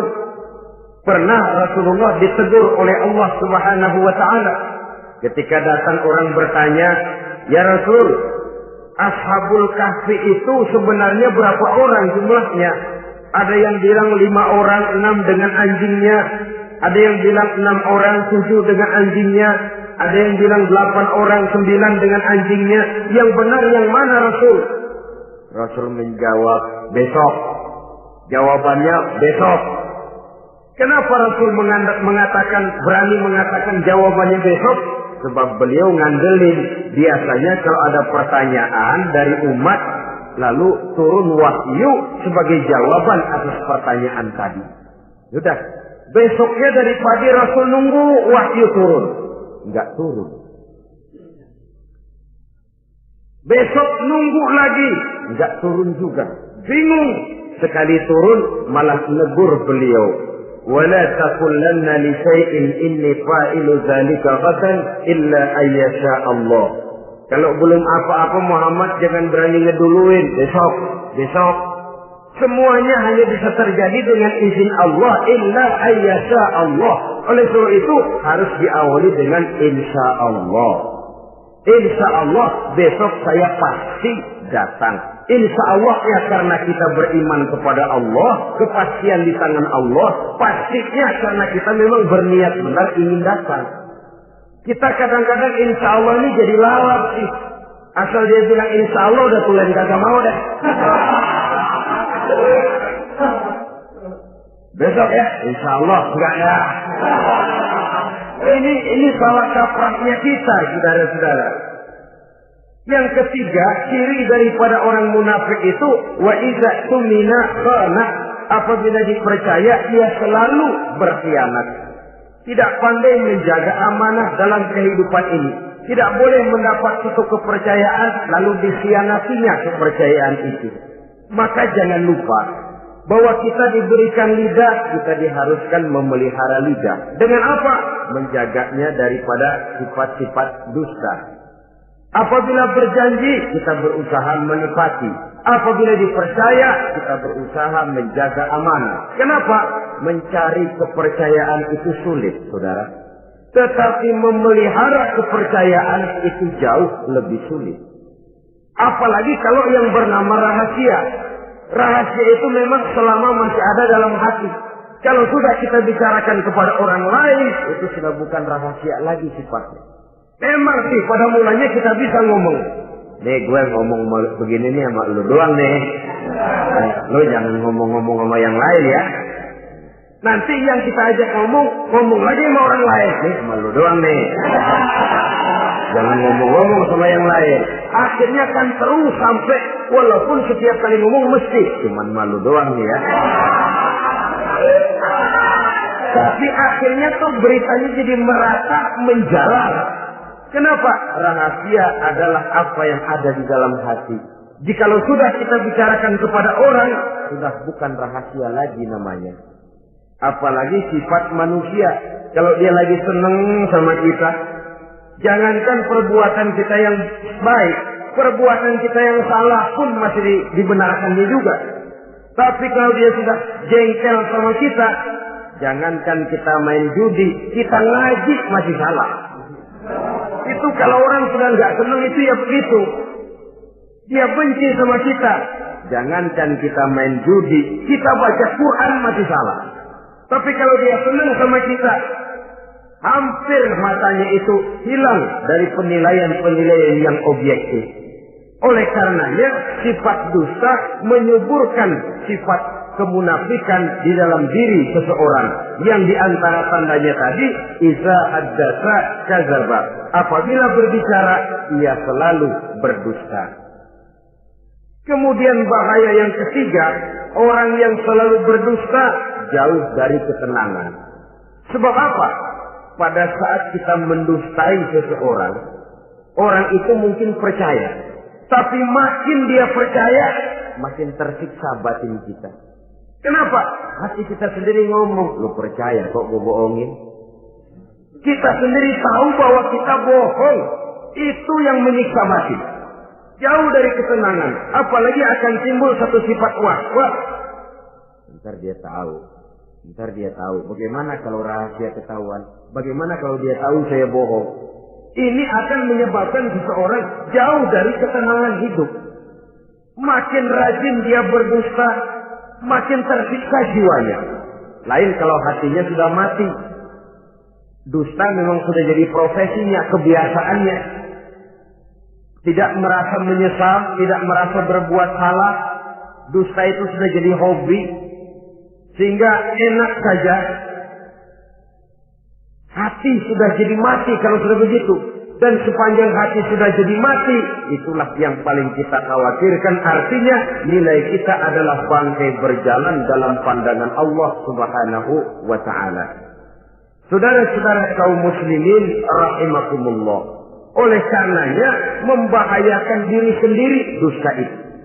Yang kedua, berbahaya bagi masyarakat banyak. Tentu saja apabila status sosial kita tinggi, makin luas akibat daripada kedustaan kita. Seorang kepala rumah tangga yang berdusta, seluruh keluarganya jadi rugi. Seorang kepala kampung yang berdusta, rakyat sekampungnya rugi. Seorang gubernur berdusta, rakyat satu provinsi rugi. Seorang pemimpin negara berdusta, rakyat satu negara rugi. Makin tinggi status sosial, makin besar akibat daripada suatu dusta. Oleh karenanya menimbulkan keresahan di tengah masyarakat. Masyarakat itu apa? Dimulai dari masyarakat yang paling kecil, rumah tangga. Kalau satu rumah tangga sudah diwarnai oleh sesuatu yang bernama dusta, maka ketenangan, ketentraman, kebahagiaan rasanya akan sulit terwujud di dalam rumah tangga itu sendiri. Seorang istri apabila sudah pandai mendustakan suaminya, maka itu sudah berarti memulai keretakan dalam kehidupan rumah tangga, menimbulkan benih-benih ketidakpercayaan. Apabila seorang suami sudah mulai mempunyai titik ketidakpercayaan kepada istrinya lagi, itu sudah menandakan retaknya basis kehidupan rumah tangga. Istri yang mendustakan suaminya, umpamanya diberikan nafkah, lalu mestinya sebenarnya sudah diperhitungkan cukup, uang masih ada, dikatakannya habis, dan lain sebagainya. Akibatnya nanti si suami mikir-mikir, kan menurut perhitungan duit masih cukup, kenapa sudah habis? Nah, oleh karena istrinya tidak jujur, suaminya juga mulai berusaha tidak jujur lagi. Mendapat penghasilan besar, mengaku sedikit.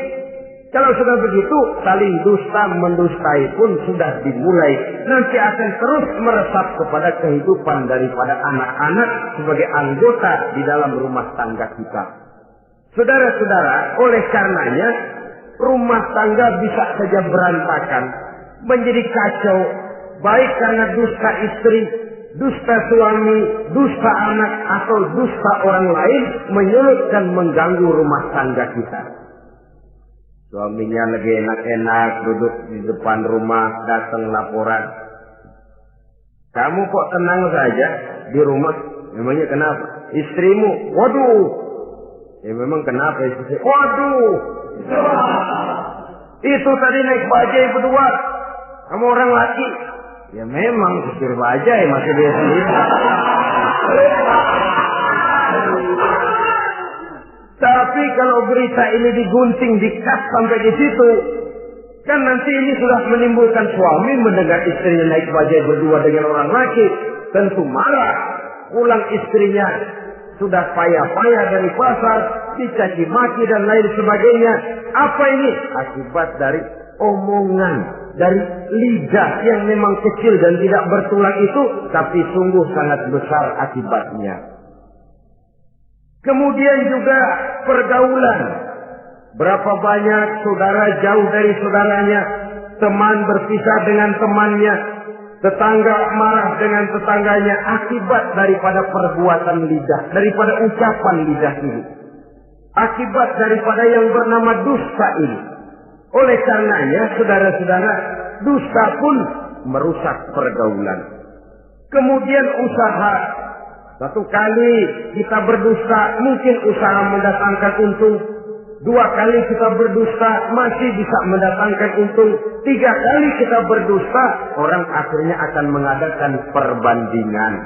Ini kadang-kadang dalam usaha, dalam dagang, dusta juga bisa jadi lalang. Orang nawar dagangan kita, berapa harganya bang? 500. 300 ya, tadi ada yang nawar 400, saya nggak jual. Padahal kagak ada yang nawar. Dia buat sedemikian rupa.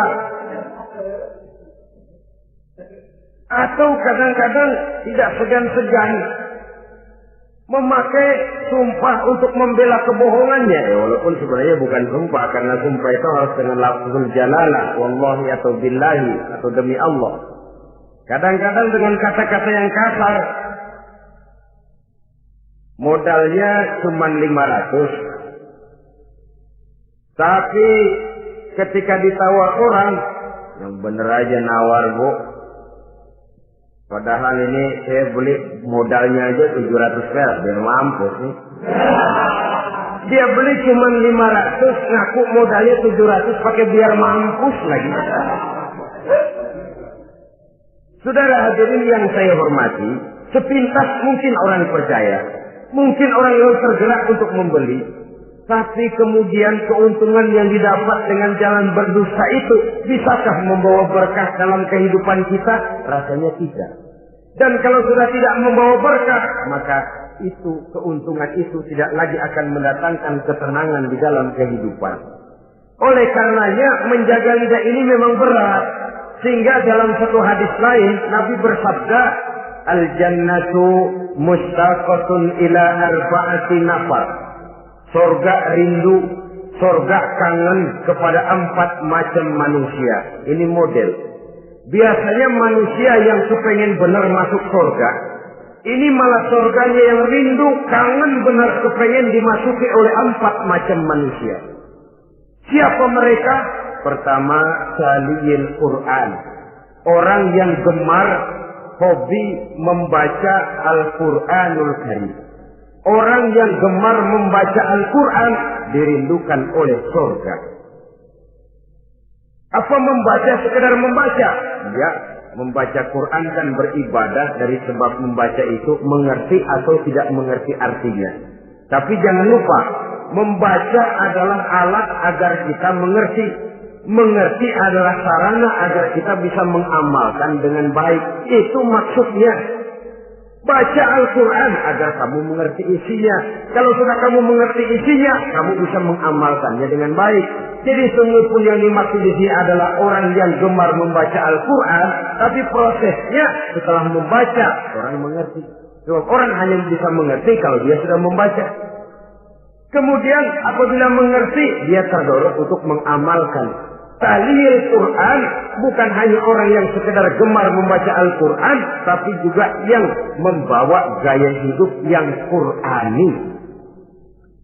Saudara-saudara kaum muslimin rahimakumullah, tahlil Quran, orang yang gemar membaca Al-Quran dirindukan oleh surga. Yang kedua, wa mut'imil ji'an, orang yang memberi makan orang yang kelaparan. Nabi memberikan anjuran sangat. Siapa yang ingin dekat dengan aku di hari akhirat nanti, bersahabatlah ia dengan yatim, dengan piatu, dengan janda-janda tua yang miskin, perlu uluran tangan, mereka yang hidup di bawah garis kemiskinan. Bila diberikan kelebihan rezeki oleh Allah, bersahabatlah dengan orang yang tidak mampu. Mut'imil ji'an, orang yang memberi makan orang kelaparan, dirindukan oleh surga. Saudara-saudara kaum muslimin rahimakumullah, demikian besar perhatian Islam terhadap kepekaan sosial, terhadap kesetiakawanan sosial ini, sampai dalam ayat Al-Quran dijelaskan oleh Allah Subhanahu wa ta'ala, أرأيت الذي يكذب بالدين فذلك الذي يدعو اليتيم ولا يحض على طعام المسكين. Tahukah kamu, kata Allah, siapa orang-orang yang mendustakan agama? Beragama tapi dianggap mendustakan agama. Kalau sudah dianggap mendustakan agama, artinya imannya dusta. Dia sholatnya dusta. Dia puasanya dusta. Siapa mereka itu? Fadzalikal ladzi yad'ul yatim. Mereka orang-orang yang meninggalkan, menyia-nyiakan anak-anak yatim, wala yahuddu ala ta'amil miskin, dan tidak memerintahkan untuk memberi makan kepada orang-orang miskin. Kepada yatim kejam, sadis, tidak punya kemanusiaan sama sekali. Maka mungkin kita yang rajin sholat, mungkin kita yang sudah 4-5 kali berhaji bisa saja terhalang masuk surga. Karena di sebelah rumah kita ada anak yatim piatu merintih kelaparan, menggigil kedinginan. Kita tahu kita mampu dan kita diam saja tidak mau memberikan pertolongan. Itu yang mungkin bisa menghalangi kita untuk sampai ke surga. Oleh karenanya, salah satu jenis manusia yang dirindukan oleh surga, mut'imul ji'an, orang yang memberi makan orang yang kelaparan. Yang ketiga, orang yang dirindukan oleh surga, wasa'imina fi Ramadan, orang yang melaksanakan ibadah puasa di bulan suci Ramadan. Dan yang keempat, ini yang ada kaitannya dengan masalah kita, wa hafizul lisan. Salah satu manusia yang dirindukan oleh surga ialah orang yang pandai menjaga lidahnya. Artinya dia bisa menempatkan diri kapan waktunya bicara, kapan waktunya diam. Orang bilang memang kalau bicara itu perak, diam itu emas. Maksudnya diam lebih berharga daripada bicara. Tapi orang memang harus pandai menempatkan diri. Artinya tahu kapan waktunya bicara, kapan mestinya diam. Kalau waktu diam dia bicara, namanya dia tidak tahu diri. Kalau harus bicara dia diam, dia namanya juga tidak mau menyampaikan sesuatu yang seharusnya dia sampaikan. Sama saja ada orang bilang sedikit bicara banyak bekerja. Sebenarnya harus seimbang. Banyak bicara harus banyak bekerja. Biasanya kalau sedikit bicara banyak bekerja itu dua kemungkinan. Kalau nggak main catur, maling. Yang namanya maling, bicaranya sedikit. Maling buka jendela, lalu berbisik sama temennya. Sudah tidur. Ngomongnya segitu, selebihnya dia kerja serapi-rapinya. Sebaliknya, banyak bicara, sedikit kerja, bahkan nggak pernah kerja. Orang gila. Coba dia lihat orang gila, ngomong melulu. Kerjanya nggak ada. Jadi oleh karena itu memang harus seimbang. Pendeknya kita harus tahu kapan mesti bicara, kapan mesti diam. Kalau menghadapi kebatilan kita diam, kata Nabi, as-sakitu 'alal batil syaitanun asra. Orang yang diam menghadapi kebatilan, setan gaduh. Masya Allah, saudara-saudara. Ada munkarat, ada maksiat, ada kebatilan, ada kezaliman. Dia diam tidak mau menyampaikan yang benar, itu setan gaduh. Sehingga dikatakan qulil haqqa walau kana murran, sampaikan, katakan yang benar walaupun pahit.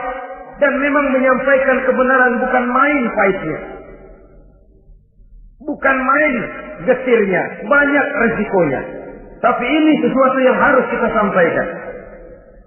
Sebab kata Nabi tadi, orang yang diam menghadapi satu kebatilan sama saja dengan setan gaduh. Orang yang pandai menjaga lidahnya dirindukan oleh surga. Dan ini walaupun kelihatannya pekerjaan ringan, kecil, berat, saudara-saudara.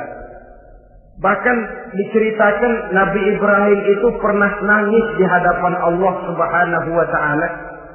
Ketika ditegur, ditanya, kenapa kamu menangis Ibrahim?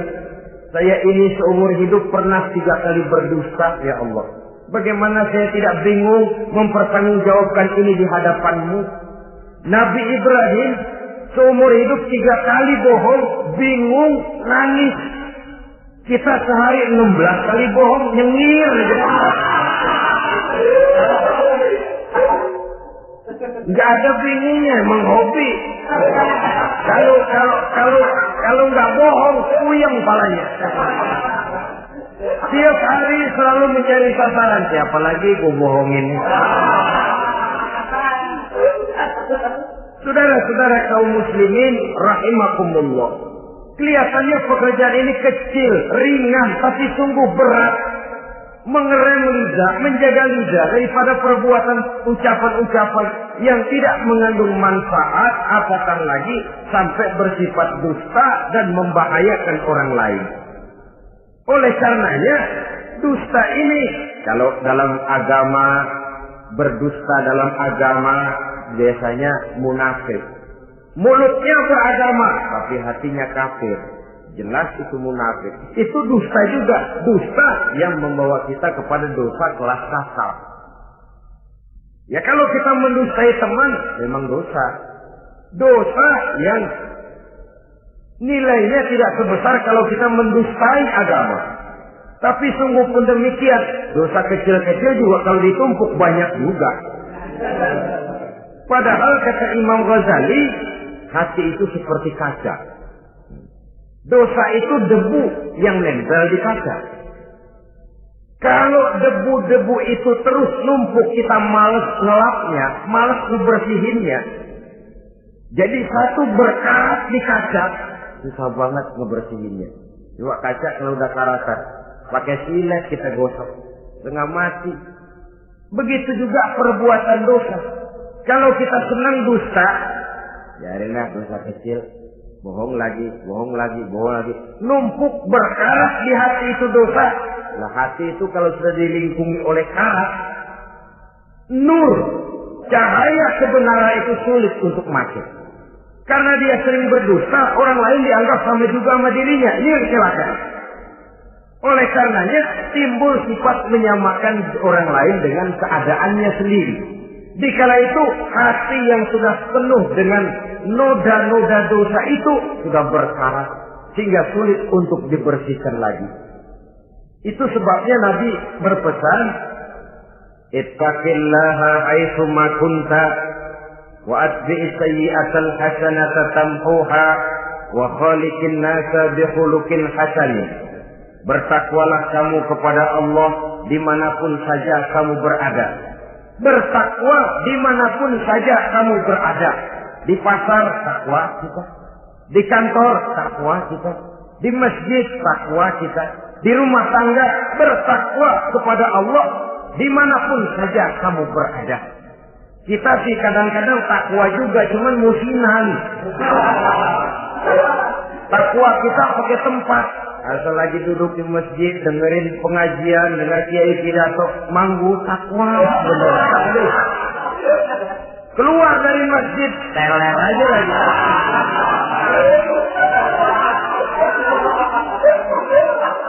Takwa juga kita cuma pakai tempat. Nabi pesan dimanapun kamu berada, ittaqillah haitsu ma kunta. Bertakwalah kepada Allah dimanapun saja kamu berada.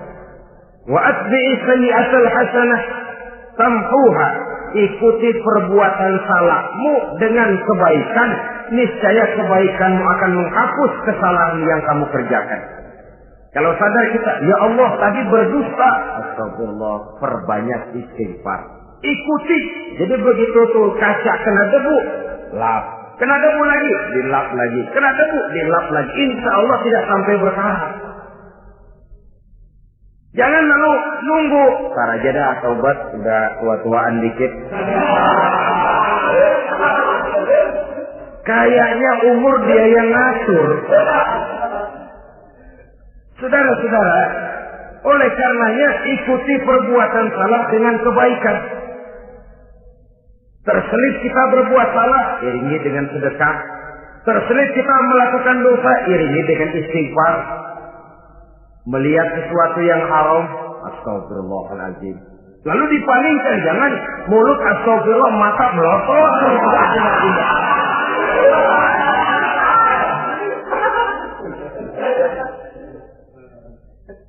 Wa khaliqin nasa bi khuluqin hasani, dan bergaulah dengan manusia mempergunakan akhlak yang baik. Ini pesan daripada Rasulullah sallallahu alaihi wasallam. Jadi oleh karenanya dusta dengan seluruh akibatnya ini bisa menimbulkan bahaya bagi diri sendiri, bagi rumah tangga, dalam pergaulan, dalam usaha, dalam masyarakat, bahkan pada akhirnya bagi kehidupan suatu bangsa dan suatu negara. Lidah yang kecil tapi besar akibatnya bisa menyengsarakan manusia atau menempatkan manusia dalam satu posisi yang tinggi. Kalau kita adakan satu perbandingan, Nabi Ibrahim seumur hidup 3 kali saja berdusta, nangis di hadapan Allah.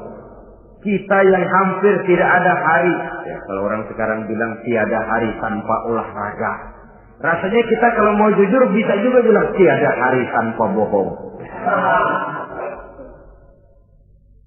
Pernahkah kita menangis menyesali dusta yang sudah kita lakukan? Berapa banyak orang yang sudah kita janjikan kita gantung dengan janji itu. Padahal dia punya hajat yang demikian sangat bergantung kepada kita. Tapi lidah ini enak saja. Gampang dah. Tar. Sok. Gampang dah itu mah. Beres dah beres. Enggak ada yang enggak beres. Semuanya kalau lidah kita beres, gampang, ntar, besok, enak, endah aja.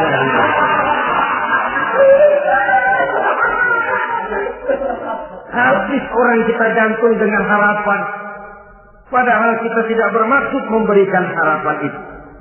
Sementara kita melangkah melenggang dengan senyum, sedang orang lain menggerutu.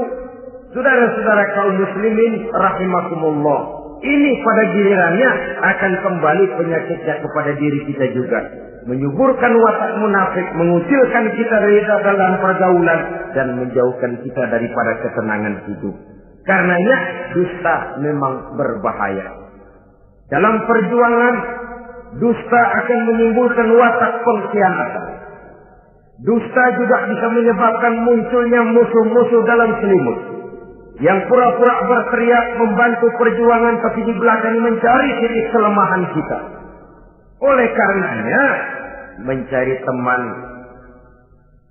yang bisa diajak tertawa itu gampang. Mencari teman yang mau diajak menangis itu sulit. Mencari teman yang mau diajak nyanyi banyak. Tapi mencari teman yang mau diajak berkeluh kesah itu yang langka. Oleh karenanya, di dalam kehidupan ini untuk menjaga lingkungan pergaulan, mari kita berusaha untuk menjaga lidah dengan sebaik-baiknya. Nah, apa semua bohong tidak boleh? Ada bohong yang ditolerir. Di antaranya, kata Nabi, salasun laisa minal kazzab. Ada 3 macam bohong yang tidak dianggap bohong. Bohong tapi tidak dianggap bohong. Dusta tapi tidak berdosa.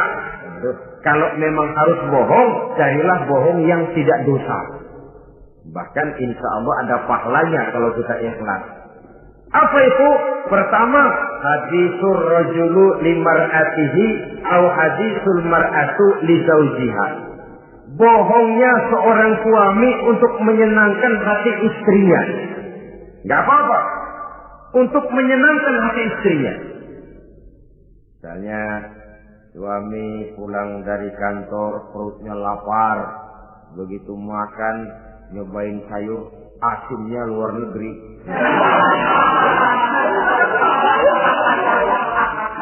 Baru dicobain sedikit, suaminya udah celam-celam. Melotot matanya. Istrinya negor, bang, sayur keasinan ya? Wah.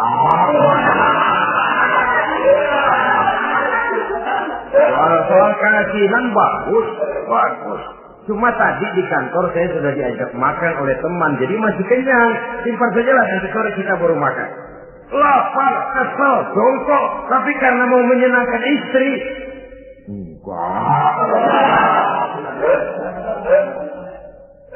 Atau sama saja dustanya seorang istri untuk menyenangkan hati suaminya. Bisa saja itu terjadi. Suaminya beli sendal buat istri. Mahal, padahal murah kena mahal. Warnanya gak enak dilihat, potongannya norak. Suami istri tahu kalau itu sendal murah. Suaminya tanya, gimana bu sendal yang saya beli? Wah, cakep bener bang, luar biasa. Tangga kita mana ada yang pakai sendal begitu? Memang kagak ada, jelek.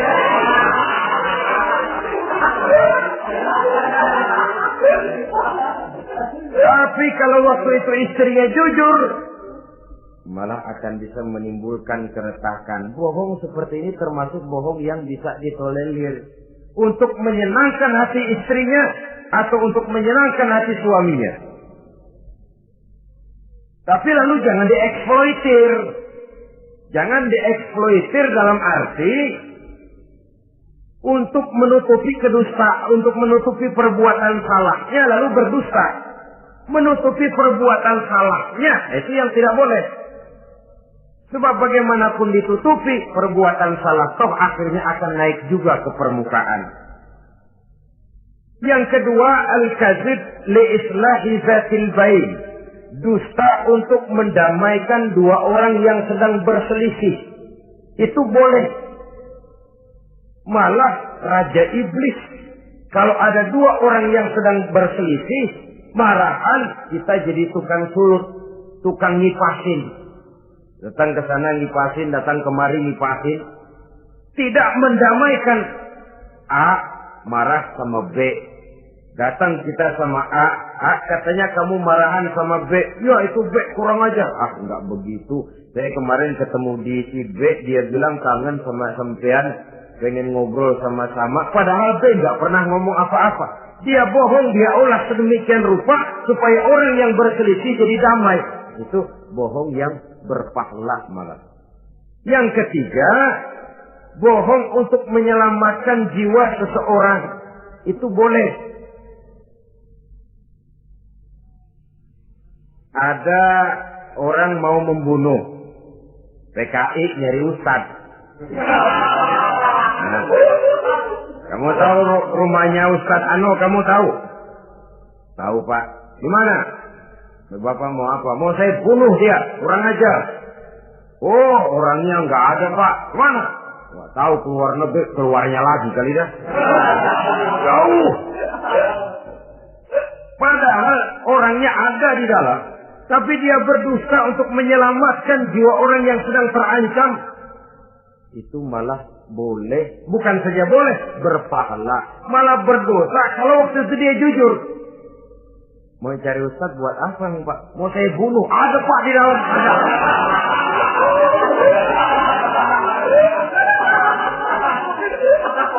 Sentimen, kalau perlu saya bantuin Pak. Ada.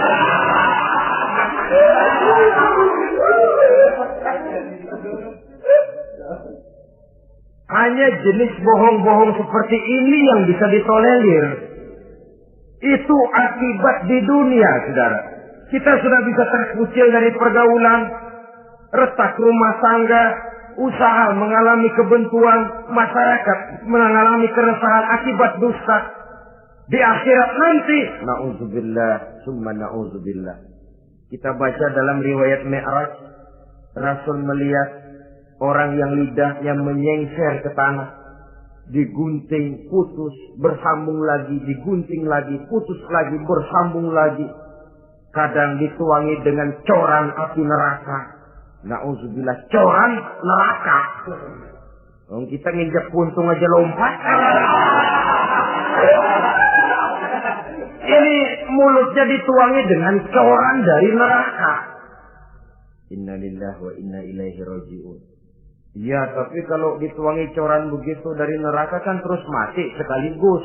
Ya, kalau terus mati lumayan. Neraka itu kata Quran, kullama nadijat juluduhum baddalnahum juludan ghairaha liyazuqul azab.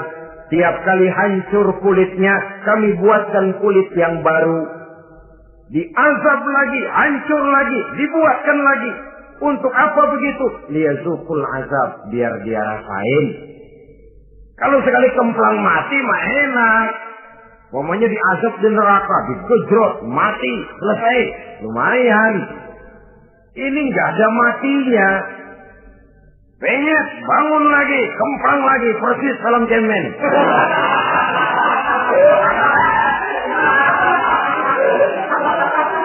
Cuma kalau film cemen mah film, dan itu jelas dusta, di neraka orang tidak kenal mati. Hancur jasadnya, dibuatkan lagi, diazab lagi, dan begitu selanjutnya. Jangan lalu berhitung, Kalau dosanya kebanyakan kan malaikat Malik gemes, ntar dilemparin ke neraka, kelebihan liwat.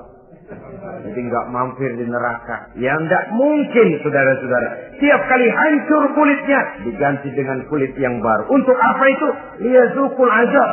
Biar dia rasakan benar azab itu. Allahu Akbar.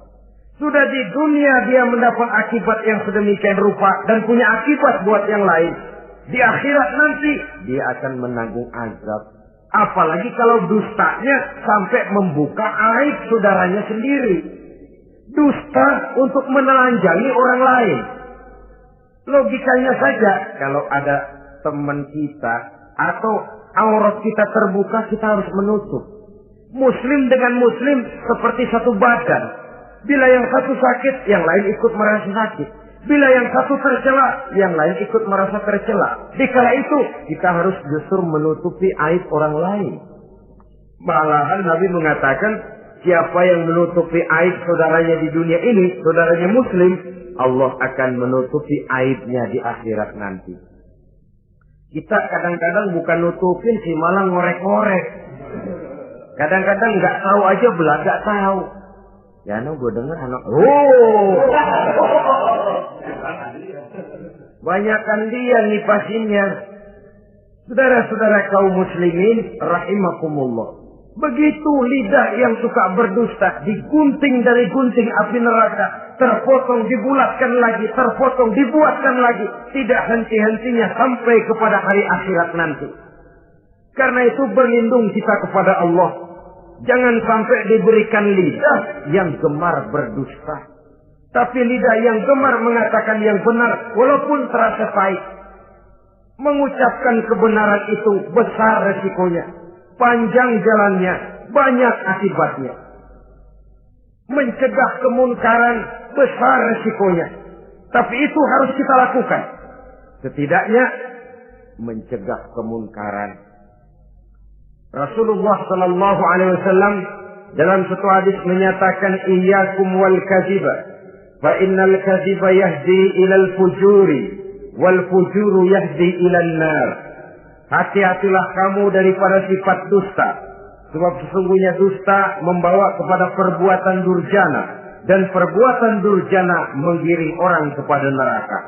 Mula-mula memang ucapan, dari ucapan orang melangkah kepada perbuatan. Dan perbuatan itulah yang akan jadi penilaian Allah. Jikalau baik, dia akan menyebabkan kita ke surga.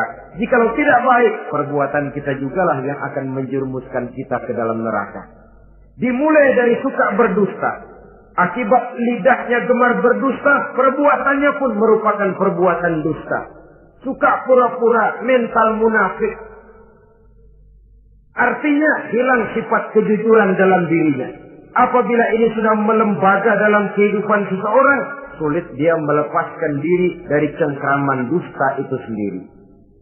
Untuk jangka pendek di dunia ini maupun jangka panjang di akhirat nanti, dusta hanya akan membawa malapetaka bagi diri yang bersangkutan dan juga bagi orang lain.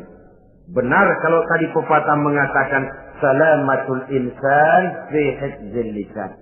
Bahkan ada yang bilang kalau lidah lukai hati, kalau pedang lukai tubuh, masihkan ada harapan sembuh. Kalau lidah lukai hati, kemana obat hendak dicari? Kita tampar orang dengan tangan 2-3 hari, 2-3 jam bahkan sudah hilang bekas tamparan itu. Tapi kita tampar orang dengan lidah, dengan ucapan, seumur hidup dia akan tetap ingat. Kita bohongi orang, kapan ketemu dia ingat nih, dia nih. Nih yang kerjanya bohongin melulu. Gimana aja ada bohongnya. Kalau sudah dicap sebagai pendusta, kita memang nggak tahu, tapi tiap kita jalan orang iringi perjalanan kita. Pembohong, pembohong, pembohong. Saudara, masyarakat ini punya hukum yang tidak tertulis, tapi lebih kuat dan lebih kejam daripada hukum yang tertulis.